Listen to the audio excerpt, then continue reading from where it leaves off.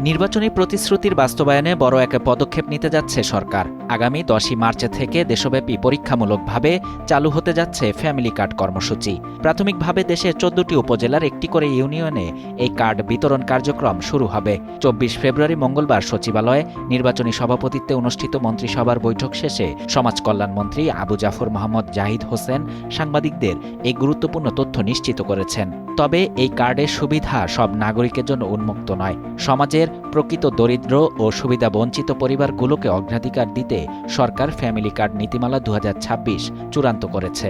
এই নীতিমালার আওতায় সুনির্দিষ্ট 6 শ্রেণীর মানুষকে ফ্যামিলি কার্ডের সুবিধার বাইরে রাখা হয়েছে। এই 6 শ্রেণীর নাগরিক হলেন পরিবারের কেউ সরকারের পেনশনভোগী থাকলে, বাড়িতে এসি ব্যবহারকারী, গাড়িসহ বিলাসবহুল সম্পদের মালিক হলে, পরিবারের সদস্য সরকারি চাকুরিজীবী হলে, বাণিজ্যিক লাইসেন্স থাকলে এবং বড় ব্যবসা থাকলে।